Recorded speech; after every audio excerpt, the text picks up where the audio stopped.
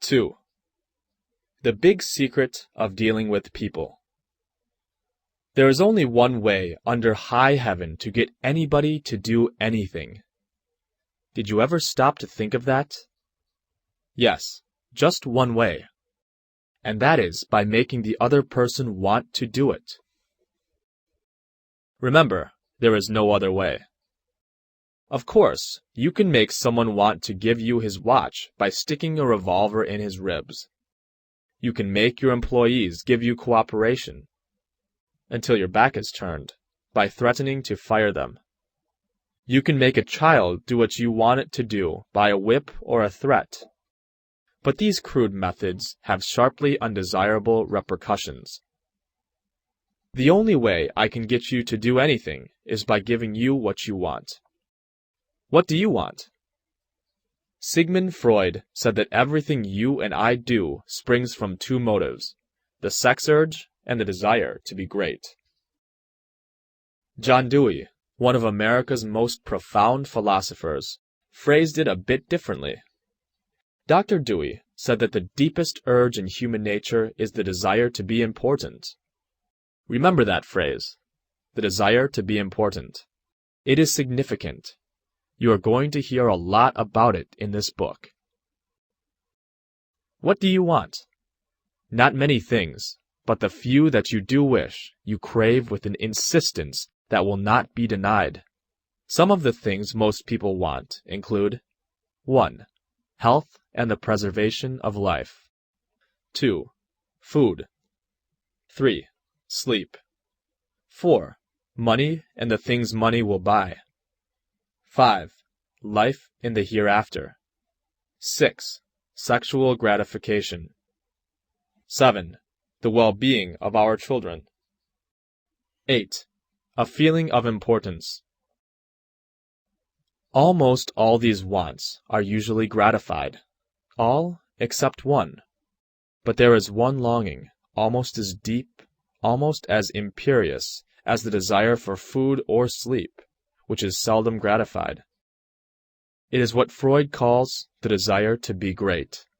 It is what Dewey calls the desire to be important.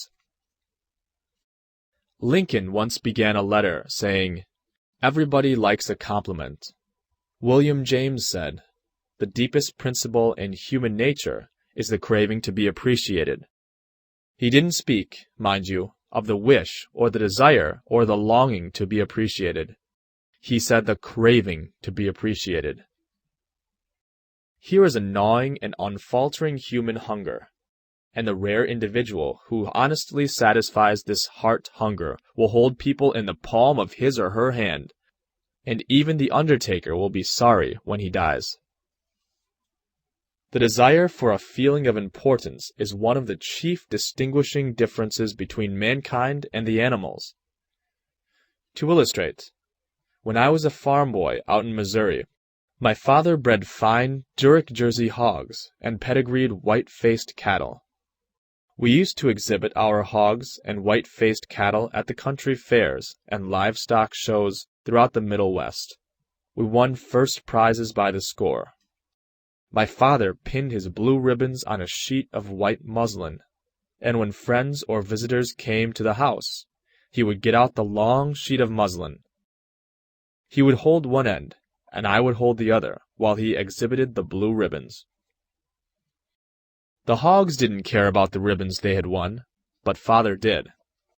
These prizes gave him a feeling of importance. If our ancestors hadn't had this flaming urge for a feeling of importance, civilization would have been impossible. Without it, we should have been just about like animals. It was this desire for a feeling of importance that led an uneducated, poverty-stricken grocery clerk to study some law books he found in the bottom of a barrel of household plunder that he had bought for 50 cents. You have probably heard of this grocery clerk. His name was Lincoln. It was this desire for a feeling of importance that inspired Dickens to write his immortal novels. This desire inspired Sir Christopher Wren to design his symphonies in stone. This desire made Rockefeller amass millions that he never spent. And this same desire made the richest family in your town build a house far too large for its requirements. This desire makes you want to wear the latest styles, drive the latest cars, and talk about your brilliant children. It is this desire that lures many boys and girls into joining gangs and engaging in criminal activities. The average young criminal, according to E.P. Maroney, one-time police commissioner of New York, is filled with ego, and his first request after arrest is for those lurid newspapers that make him out a hero. The disagreeable prospect of serving time seems remote so long as he can gloat over his likeness sharing space with pictures of sports figures, movie and TV stars, and politicians. If you tell me how you get your feeling of importance, I'll tell you what you are. That determines your character. That is the most significant thing about you. For example, John D. Rockefeller got his feeling of importance by giving money to erect a modern hospital in Peking, China, to care for millions of poor people whom he had never seen and never would see. Dillinger, on the other hand, got his feeling of importance by being a bandit, a bank robber, and killer. When the FBI agents were hunting him, he dashed into a farmhouse up in Minnesota and said, "I'm Dillinger." He was proud of the fact that he was public enemy number one. "I'm not going to hurt you, but I'm Dillinger," he said. Yes, the one significant difference between Dillinger and Rockefeller is how they got their feeling of importance. History sparkles with amusing examples of famous people struggling for a feeling of importance. Even George Washington wanted to be called His Mightiness, the President of the United States, and Columbus pleaded for the title Admiral of the Ocean and Viceroy of India.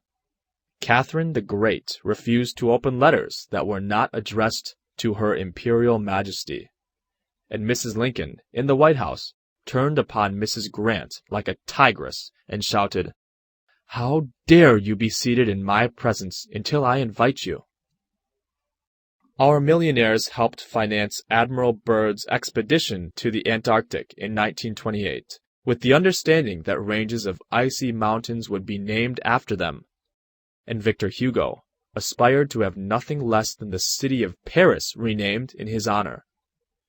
Even Shakespeare, mightiest of the mighty, tried to add luster to his name by procuring a coat of arms for his family. People sometimes became invalids in order to win sympathy and attention, and get a feeling of importance. For example, take Mrs. McKinley.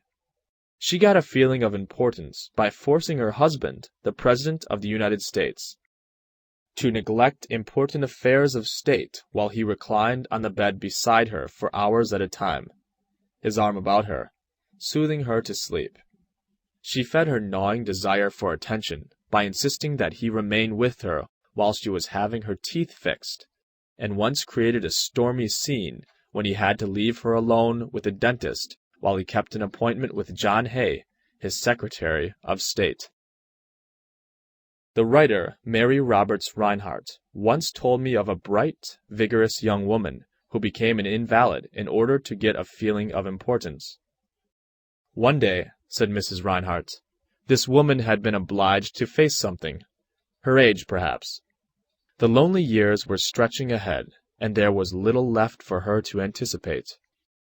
She took to her bed, and for 10 years her old mother traveled to the 3rd floor and back, carrying trays, nursing her. Then one day the old mother, weary with service, lay down and died. For some weeks the invalid languished. Then she got up, put on her clothing, and resumed living again." Some authorities declared that people may actually go insane in order to find, in the dreamland of insanity, the feeling of importance that has been denied them in the harsh world of reality. There are more patients suffering from mental diseases in the United States than from all other diseases combined. What is the cause of insanity? Nobody can answer such a sweeping question, but we know that certain diseases, such as syphilis, break down and destroy the brain cells and result in insanity.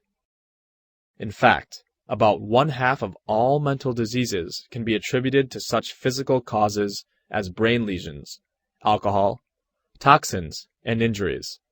But the other half, and this is the appalling part of the story, the other half of the people who go insane apparently have nothing organically wrong with their brain cells. In post-mortem examinations, when their brain tissues are studied under the highest-powered microscopes, these tissues are found to be apparently just as healthy as yours and mine. Why do these people go insane? I put that question to the head physician of one of our most important psychiatric hospitals. This doctor, who has received the highest honors and the most coveted awards for his knowledge of the subject, told me frankly that he didn't know why people went insane. Nobody knows for sure, but he did say that many people who go insane find in insanity a feeling of importance that they were unable to achieve in the world of reality. Then he told me this story. I have a patient right now whose marriage is proved to be a tragedy. She wanted love, sexual gratification, children, and social prestige, but life blasted all her hopes. Her husband didn't love her. He refused even to eat with her and forced her to serve his meals in his room upstairs. She had no children, no social standing. She went insane, and, in her imagination, she divorced her husband and resumed her maiden name. She now believes she is married into English aristocracy, and she insists on being called Lady Smith. And as for children, she imagines now that she has had a new child every night. Each time I call on her, she says, "Doctor, I had a baby last night." Life once wrecked all her dream ships on the sharp rocks of reality, but in the sunny, fantasy isles of insanity, all her barkentines race into port with canvas billowing and winds singing through the masts. Tragic? Oh, I don't know. Her physician said to me, if I could stretch out my hand and restore her sanity, I wouldn't do it. She's much happier as she is. If some people are so hungry for a feeling of importance that they actually go insane to get it, imagine what miracle you and I can achieve by giving people honest appreciation this side of insanity. One of the first people in American business to be paid a salary of over $1 million a year, when there was no income tax and a person earning $50 a week was considered well off, was Charles Schwab. He had been picked by Andrew Carnegie to become the first president of the newly formed United States Steel Company in 1921, when Schwab was only 38 years old. Schwab later left U.S. Steel to take over the then-troubled Bethlehem Steel Company, and he rebuilt it into one of the most profitable companies in America. Why did Andrew Carnegie pay $1 million a year, or more than $3,000 a day, to Charles Schwab? Why? Because Schwab was a genius? No. Because he knew more about the manufacture of steel than other people? Nonsense. Charles Schwab told me himself that he had many men working for him who knew more about the manufacture of steel than he did. Schwab says that he was paid this salary largely because of his ability to deal with people. I asked him how he did it. Here is his secret set down in his own words, words that ought to be cast in eternal bronze and hung in every home and school, every shop and office in the land. Words that children ought to memorize instead of wasting their time memorizing the conjugation of Latin verbs or the amount of the annual rainfall in Brazil. Words that will all but transform your life and mine, if we will only live them. I consider my ability to arouse enthusiasm among my people, said Schwab, the greatest asset I possess, and the way to develop the best that is in a person is by appreciation and encouragement. There is nothing else that so kills the ambitions of a person as criticisms from superiors. I never criticize anyone. I believe in giving a person incentive to work, so I am anxious to praise, but loath to find fault. If I like anything, I am hearty in my approbation and lavish in my praise. That is what Schwab did. But what do average people do? The exact opposite. If they don't like a thing, they bawl out their subordinates. If they do like it, they say nothing. As the old couplet says, "Once I did bad, and that I heard ever. Twice I did good, but that I heard never." In my wide association in life, meeting with many and great people in various parts of the world, Schwab declared, I have yet to find the person, however great or exalted his station, who did not do better work and put forth greater effort under a spirit of approval than he would ever do under a spirit of criticism. That, he said, frankly, was one of the outstanding reasons for the phenomenal success of Andrew Carnegie. Carnegie praised his associates publicly as well as privately. Carnegie wanted to praise his assistants even on his tombstone. He wrote an epitaph for himself, which read, "Here lies one who knew how to get around him men who were cleverer than himself." Sincere appreciation was one of the secrets of the first John D. Rockefeller's success in handling men. For example, when one of his partners, Edward T. Bedford, lost $1 million for the firm by a bad buy in South America, John D. might have criticized, but he knew Bedford had done his best, and the incident was closed. So Rockefeller found something to praise. He congratulated Bedford because he had been able to save 60% of the money he had invested. "That's splendid," said Rockefeller. "We don't always do as well as that upstairs." I have among my clippings a story that I know never happened, but it illustrates the truth, so I'll repeat it. According to this silly story, a farm woman, at the end of a heavy day's work, set before her menfolks a heaping pile of hay, and when they indignantly demanded whether she had gone crazy, she replied, "Why, how did I know you'd notice? I've been cooking for you men for the last 20 years, and in all that time I ain't heard no word to let me know you wasn't just eating hay." When a study was made a few years ago on runaway wives, what do you think was discovered to be the main reason wives ran away? It was lack of appreciation. And I'd bet that a similar study made of runaway husbands would come out the same way. We often take our spouses so much for granted that we never let them know we appreciate them. A member of one of our classes told of a request made by his wife. She and a group of other women in her church were involved in a self-improvement program. She asked her husband to help her by listing 6 things he believed she could do to help her become a better wife. He reported to the class. I was surprised by such a request. Frankly, it would have been easy for me to list 6 things I would like to change about her. My heavens, she could have listed 1,000 things she would like to change about me. But I didn't. I said to her, "Let me think about it and give you an answer in the morning." The next morning, I got up very early and called the florist and had them send 6 red roses to my wife, with a note saying, "I can't think of 6 things I would like to change about you. I love you the way you are." When I arrived at home that evening, what do you think greeted me at the door? Who do you think greeted me at the door? That's right, my wife. She was almost in tears. Needless to say, I was extremely glad I had not criticized her as she had requested.